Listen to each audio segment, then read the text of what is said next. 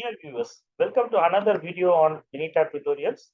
In this video, we are going to understand a graphical representation in MINITAB called area graph. So area graph is basically a time series graph.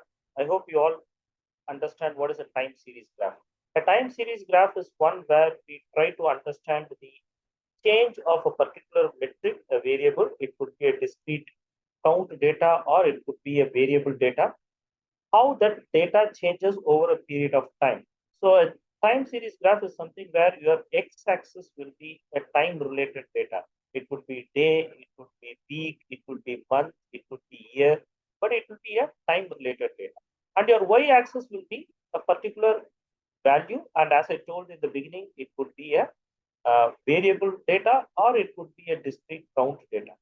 So an area graph is where the individual contribution factors. In this example, we have taken the number of diesel vehicles, petrol vehicles, and electric vehicles in a particular car brand.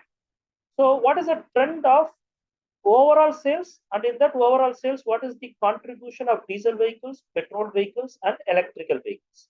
So the area graph is generally drawn in such a way that the individual contributions will be displayed as an area graph, and then each of the contribution will be stacked one over the other.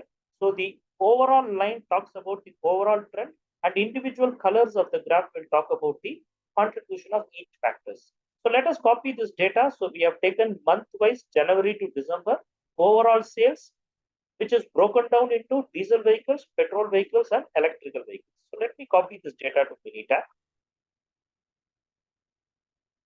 So as I copy this data to MINITAB, now let me click on graph. Now we have area graph. So I'm going to select area graph. And in area graph, I'm going to select diesel vehicles as my first option, petrol vehicles as my second option, and EV as my third option. Now when I click OK, you can see in this particular graph, let's focus on this graph. If you see in the month of January, so this is the first month, and we move on till 12 months.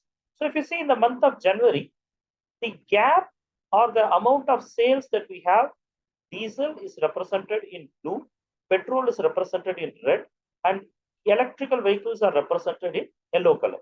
So if you see this, the contribution of EV is very less in the month of January.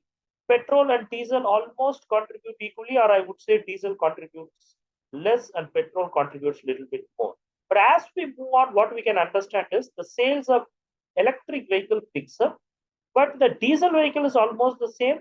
But what is reducing the sales of petrol vehicles is not proportionally increasing. The reason why I say proportionally increasing is the diesel vehicle and the EV vehicle are taking larger contribution. If you see in the beginning, it is somewhere around 45, 45, 10. That is the ratio that we see here. But as we move towards the end, it is actually 45, 35, and somewhere around 20% is what your petrol vehicles are contributing. So here in this chart, we can understand the overall trend. It started well in the January, then there is a dip somewhere in the middle, then there is an increase in the June month, again a dip in July, increase in August, then there's a dip, and towards the end there is a strong sales in the last 3 months. There is a strong sales. But in this last 2-3 months where there is a strong sale, the contribution of electrical vehicle is significantly increased. In fact, if you see the trend of electrical vehicles, even though there is a fluctuation in the other types of vehicle, electrical vehicle is almost in the increasing trend throughout the year, except for the 9th month and 10th month, or maybe I would say in the 9th month there is a dip.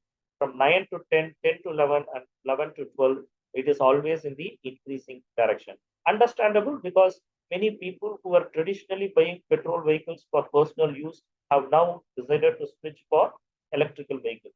So here you see the graph, that is the area graph. It gives you a clear understanding of the overall trend and how the contribution of different factors changes within this time period.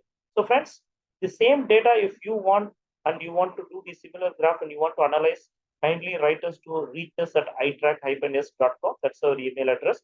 We'll be able to share this data with you. I hope this video was helpful for you to understand how area graph need to be plotted and how area graph need to be interpreted. So thanks for watching. So again, we will meet in another video about MINITAB exercises. Till then, thank you for watching. Take care.